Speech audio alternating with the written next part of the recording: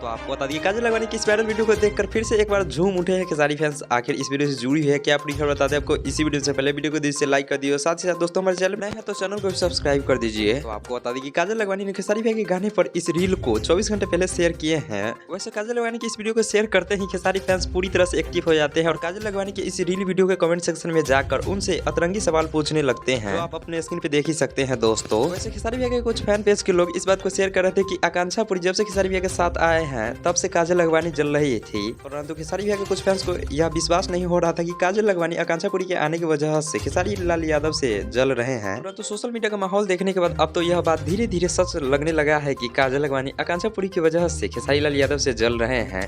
वैसे जिस प्रकार से ब्रॉडकास्ट में आकांक्षा पुरी जी को लेकर काजल लगवानी जी टिप्पणी करने लगे थे, उस समय से खेसारी भैया के फैंस को काजल लगवानी पे शक होने लगा था कि वे स्टोरी को देखने के बाद वह जल रही है।